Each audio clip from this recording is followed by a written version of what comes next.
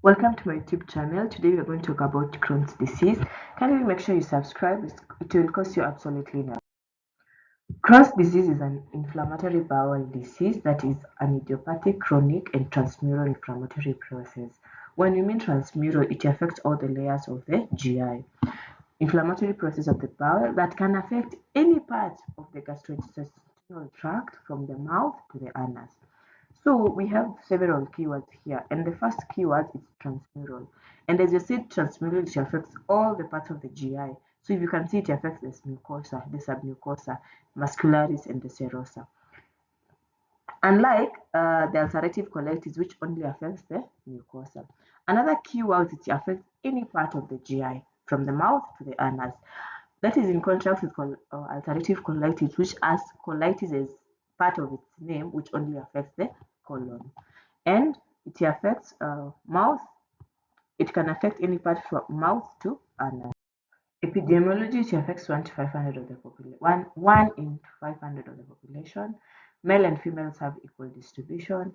Bimodal distribution, meaning it affects at a younger age and at an older age, that is 15 to 35 years and 55 to 70 years.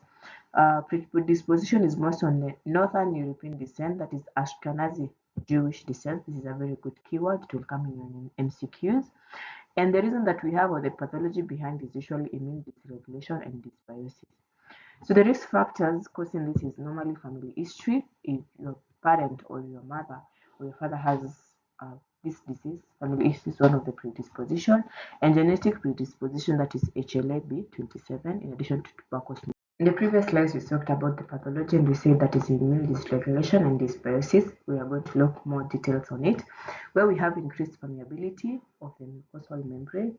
This will lead now to increased passage of the luminal antigens, which will result to a cell-mediated inflammatory response, and this response will lead to release of cytokines, that is interleukin-1 and TNF factor. Later, as I said before, because this disease usually affects transmural, meaning it is all layers of the intestine, causing fissures, as mentioned here. It will predispose one to having perforation, it will predispose one to having fistula, and also penetration to other organs. So the transmural fissures I mentioned and inflammation of the intestinal walls will lead to adherence of other organs and penetration of the tissue, which later lead to macroperforation and abscesses formation, which later will lead to macroperforation and fistula formation, and mentioned before. So the pathophysiology behind Crohn's disease, as I said before, there will be increased permeability of the mucosal membrane, leading to antigen stimulation, where we will stimulate the T cell mediated immunity, where we'll have inflammation into the intestinal mucosa and physiological inflammation. So in a normal host, the inflammation will be just limited and it will lead to healing with no tissue injury. Whereas in a susceptible host who has genetic predisposition, that is HLA-B27, and environmental factors such as smoking, among other factors, then you lead to uncontrolled inflammation and have extensive tissue injury and now have Crohn's disease. In terms of location, as we said before, it can affect any part of the GI from mouth to anus. So can affect any part of the GI from mouth to anus, and most commonly it affects the small bowel, especially the terminal ileum. And then 40 to 50% of the patient who have the disease in the terminal 40 to 50% of the patient have the disease in terminal ileum and cecum.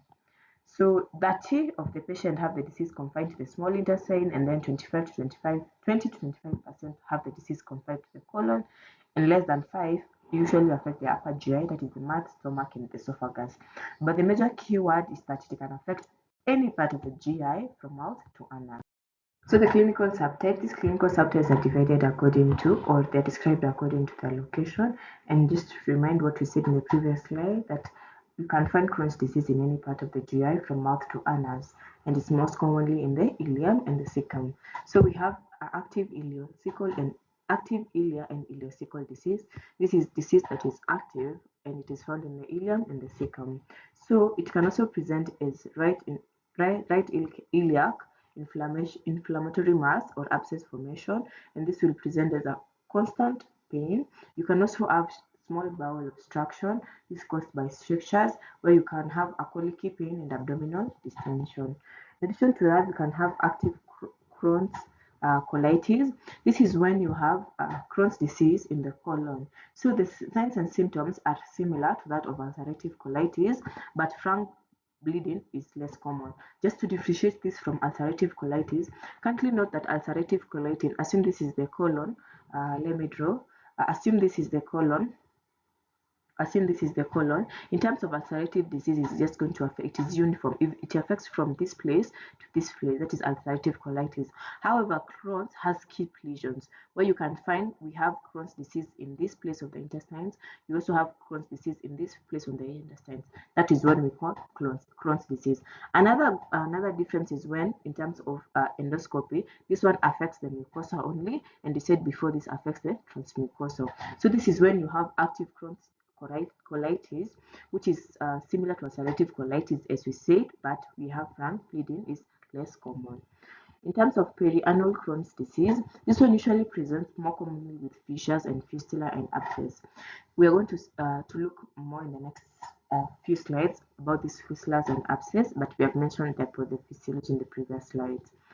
Others is when it's confined to the mouth, stomach, duodenum, and rectum only. So don't forget that we said Crohn's disease is found in any part of the GI. It affects the transmural. GI layer. In terms of clinical features, we can have constitutional features because this is an inflammatory process where you're going to have fever, fatigue, malaise. You also have chronic diarrhea. This is because of the interference of the sodium pumps. You're going to see more. And then lower GI bleeding, which is usually uncommon compared to ulcerative colitis. Abdominal pain, usually right lower quadrant pain, accompanied with nausea and vomiting.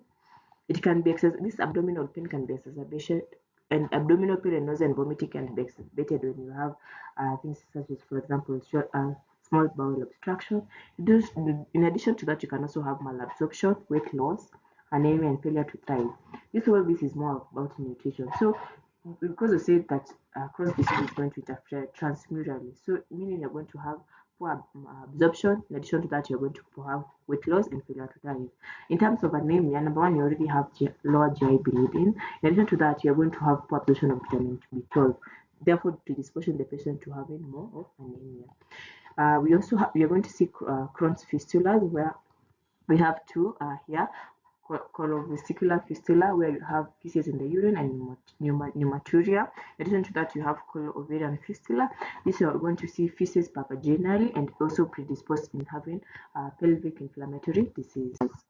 So we already talked about the extraintestinal symptoms, which I don't want you to cram all of these, but you can just note the major one. In terms of joints, sacroiliitis, which affects 18%, is usually asymptomatic, and you can also have ankylosing spondylitis, which falls actually under the umbrella of HLA-B 2027. You can also have clubbing, uveitis, as we already talked about. You can also have ulcers, as perioral ulcers, ulceration, and actually 20% we just will have Crohn's disease. And in terms of liver and biliary tract, we already say you can have primary sclerosis, cholangitis, most common in ulcerative colitis, and gallstone, fatty change, and just as common in when you have inflammation, you're also predisposed in amyloidosis. In terms of kidney, you can have stones, and just to be specific, in terms of Crohn's disease, the stones that you'll have is oxalate, and in terms of ulcerative disease, the stones that you'll have is urate. So in terms of skin, the skin will also be affected. You'll have erythema nodosum, which is non-ulcerative, and you can have now periodoma gangrionosum, which is now more common in ulcerative disease. Kindly note that these extraintestinal features are just common in both ulcerative colitis and Crohn's disease. In terms of physical examination, it is usually normal but may be accompanied with or without extraintestinal manifestation. In terms of acute severe, you can have fever, tachycardia, tender and distended abdomen in terms of small bowel obstruction, in addition to that clubbing. So the complication of the disease, as we said before, you're going to have nutritional deficiency. In addition to that, you're going to have right iliac fossa mass. In addition to that, you can also find midline laparoscopic scar, which may be suggestive of previous scar. In addition to that, perianal, which is said in terms of perianal disease, you're going to have fistula, abscesses, and fissures. Perianal enlarged skin tags, fistulas, abscesses, and anal strictures. So, in addition to that, complications of treatment giving you questionnaire features. This is because we use most of the drugs that we use are corticosteroids. A detailed summary of the clinical features of Crohn disease. As you said, this is an inflammatory bowel disease, and in terms of the inflammatory bowel disease, we have two diseases, that is ulcerative colitis and Crohn's disease. As you said before, it's an idiopathic, meaning we don't know what causes it. However, some factors have been linked to causing Crohn's disease and include behavioral factors such as smoking, over-sanitization, genetic predisposition, which we say HLA-B27, environmental factors such as diet, bacteria, viruses, drugs, and vitamin D. So these all factors combined, they cause systemic immune response primarily against the GI, and now you have the unclear mechanism where you have a mediated cytokine release and neutrophil inflammation. So this will lead to GI inflammation, and remember we said that the GI inflammation is transmural, that is spanning the entire thickness of the intestinal wall from the luminal mucosa to the serosa. So inflammation occurs anywhere in the GI from the oral mucosa, as we said, to the anal mucosa. That is what we said, and it usually occurs in skip lesions. So in terms of the pathophysiology, you can have atrophy and scarring of the intestinal villi. This will lead, as you said before, to impaired absorption of nutrients, will lead to malabsorption, which will lead to weight loss and failure to growth, which will lead to decreased fat. In addition to that, will lead to decreased fat absorption, and this will lead to fatty acid will bind to calcium. Fatty acids which are negatively charged and calcium ions is positively charged will bind to it, leading to freeing of the oxalate from calcium ions, which will lead to increased oxalate absorption, and increased oxalate absorption will lead to increased risk of having calcium oxalate stones. So the next thing we're going to is inflammatory cytokines, which are going to destroy the mucosal epithelial cells of the GI, causing apoptosis and ulceration. So this will cause, number one, prolonged GI bleeding, which is said before, which will cause anemia. In addition to that, you can also have a transporter protein responsible for the sodium reabsorption will gradually disappear, and this will lead to now more sodium, and thus water will be retained in the GI tract, causing diarrhea. So macroperforation can penetrate through the wall, as we said before, causing anal fistulas and also GI fistulas. So continued inflammation now in this already microperforation, and as you said before, an infection will lead to abscesses and also inflammatory masses. So we said increased permeability of the blood vessel supplying the GI will lead to supplying the GI will lead to the leakage of fluid out of the capillaries into the GI tract, leading to luminal edema and swelling. Because it's an inflammatory process, this will lead to the GI narrowing, leading to bowel obstruction, and bowel obstruction will present as bowel distension and also cramping. So in addition to that, you can also, because this is chronic pain which impairs healing, we are also going to have disabilitated wound healing and excessive extracellular matrix, which will lead to fibrosis and scars, leading to strictures, and this stricture, as I said before, will predispose one to having small bowel obstruction, which will present as distension and pain. As we said before, we are going to have extra-intestinal manifestation, and this is because the inflammation is just not only in the GI but also systemic. In terms of the joints, you're going to have an arthropathy, which is going to present as arthritis. In the skin, you're going to have erythema nodosum and pangiosum gangrenosum. In the mouth, you're going to have greater than 5 canker ulcers. In the eyes, you're going to have uveitis, iritis, and scleritis. And in the liver, you're going to have sclerotic cholangitis. So classification of Crohn's disease. Classification can be characterized as remission, mild to moderate disease, and moderate disease and severe disease. So this is based on a calculation that you'll find it in Medcalc, but I'm going to mention the components, or any calculated. Actually, you can also find it in Medscape. So where you do Crohn's disease activity, and the components of these activities you are going to do is the number of liquid stools per day. You're going to fill that in that calculator. Does the patient have abdominal pain? How is the general condition? Do they use antidiarrheal medication such as loperamide? Do they have abdominal mass? How is the hematocrit? How is their body weight? And do they have presence of complication? And 1 point for each in the 6 category will be present. So for example, do they have arthritis? 1 point. Do they, or arthralgia? Do they have iritis or uveitis? 1 point. Do they have erythema nodosum? 1 point. Do they have pyedema granulosa? 1 point. Do they have alphas ulcers? 1 point. Do they have anal fissures? 1 point. Or fistula, or any other fistula, or do they have episodes of fever greater than 37.8? So this is the calculator. You can go and look up for it, and then the calculator will calculate you. So it will give you, it's either 150 or 200, and then you will interpret. If it's less than 150, then you are at remission. It's 150 to 250 to 220, it's mild and moderate. And then if it's 221 to 450, then it's moderate disease. And if it's greater than 450, then that is severe.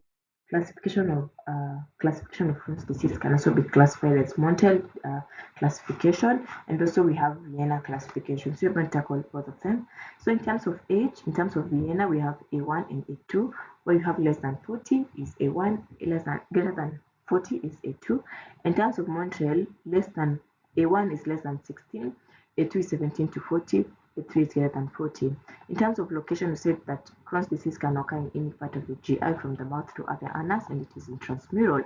So you have L1 where you have ileal, L2 where you have colonic, L3 where you have ileocolonic, and L4 where you have upper, where it involves the upper GI, that is the mouth, esophagus, and stomach.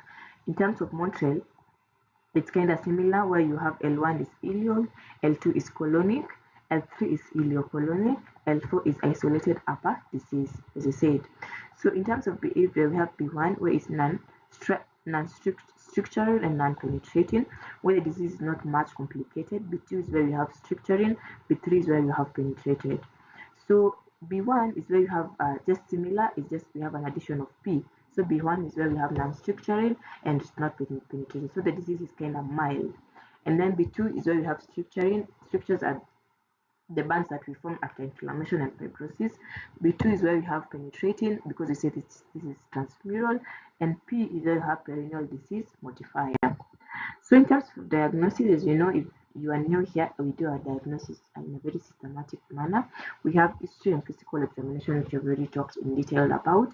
You have endoscopic and intestinal biopsy, which is the gold standard. And you also have cross-sectional imaging, which will determine the location, severity of disease, and complication, more so complication. For example, small bowel obstruction, that is one of the complications to detect, and also lab studies. So in terms of endoscopy, which we said is the gold standard endoscopy and biopsy, the recommended one is the ileocolonoscopy, and it is done in all patients with suspected Crohn's disease, and it is used to assess distribution and severity and to rule out differential diagnosis. In addition to that, it is used to monitor disease activity. In addition to that, it's also therapeutic in terms where you have a stricture, you can delete the stricture. So findings, what you're going to find in terms of the endoscopy, you're going to find skip lesion, which are, as I said before, that the major difference between Crohn's disease and ulcerative colitis, assume that this is the colon, because ulcerative colitis is more on the colon.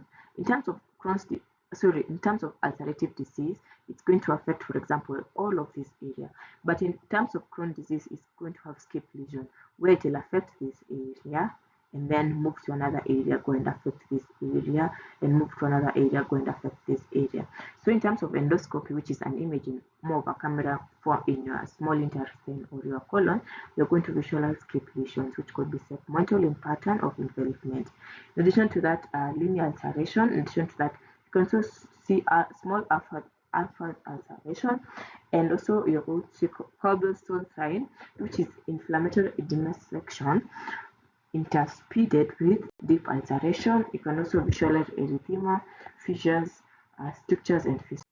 So this is a visual image that shows the features that you have talked about. We say that you're going to see skip lesions, and which I've illustrated for you. In addition to that, you're going to see affert ulcers. In addition to that, you're going to see cold sore appearance. In addition to that, you're going to see strictures and also fistulas. So in terms of the dominant endoscopic features in ulcerative Crohn's disease is presence of ulceration, and the endoscopic findings of Crohn's disease include affert ulcers, which is one of the earliest lesions in Crohn's disease, as you can see here in panel A. Large ulcers interspace with normal mucosa, which we talked about, are typical for segmental distributions of Crohn's disease, as you can see. So large ulcers which are interspersed within the normal mucosa are typical for segmental distribution of Crohn's disease. In addition to that, you're also going to see the cobblestone appearance, which is this. The cobblestone appearance is the characteristic of the nodular thickening with miliar or spingonous ulcers. So this is at the nodal thickening, and you can see the linear ulcers. And also you're going to observe, in addition to that, strictures and fibrosis. So like I said, the signs that you're going to observe, we said already, cobblestone appearance, which you're going to see both in an X-ray and also in endoscopy. And we said these are nodular thickenings. As you can see, this is just what the cobblestone look like, and this is what they look in an endoscopy. In addition to that, this is what they look in an X-ray. So the GI alteration of the normal and duodenal mucosa from ulceration, which is seen especially in Crohn's disease of the colon. In addition to that, you're going to see string disease, which will result from fibrosis. So because this inflammation after fibrosis has occurred, this is what you're going to. This is string, it's like a string, it's like a line, a string disease. Very thin luminal contrast usually in the terminal area from spasm and eventually fibrosis seen mostly in Crohn's disease. So imaging, which you have just mostly talked about, what you're going to see, and we said before, it is to assess complication and assess disease severity. So the imaging that you're going to use is MRI and CT.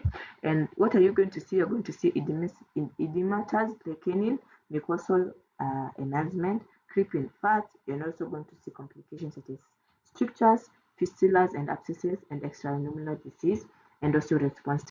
So in terms of lab, as we mentioned before, if you've watched my ulcerative video, that when you find a patient who has come in with chronic diarrhea, obviously you have to rule out. Your mind doesn't just go directly to ulcerative colitis or goes directly to Crohn's disease. You have other differential diagnoses, and one of the differential diagnoses is infectious diseases, which you have to do a stool analysis to rule out Clostridia difficile. In addition to that, serology is actually not recommended because of its low sensitivity. However, anti-Saccharomyces cerevisiae antibodies are also found and indicative of Crohn's disease.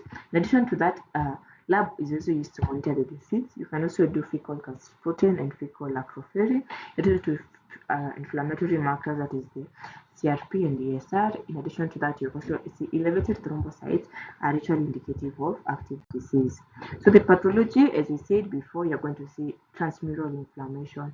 If you take, obviously, we say the gold standard is endoscopy and biopsy. That biopsy, you're going to take it for pathology. And in terms of pathology, what you're going to observe is transmural inflammation, 9 cases, granulomas and giant cells, and creeping and hypertrophic in lymph nodes. So in terms of treatment, you tailor it according to the severity of the Crohn's disease, the phase of the Crohn's disease, and the risk of progression. And then in addition to that, surgery is used to treat complication. Kindly note, unlike in contrast to ulcerative colitis, which surgery is curative, in Crohn's disease, surgery is not curative. It's just used to treat the complications. In addition to that, lifestyle modification and regular monitoring of disease activity.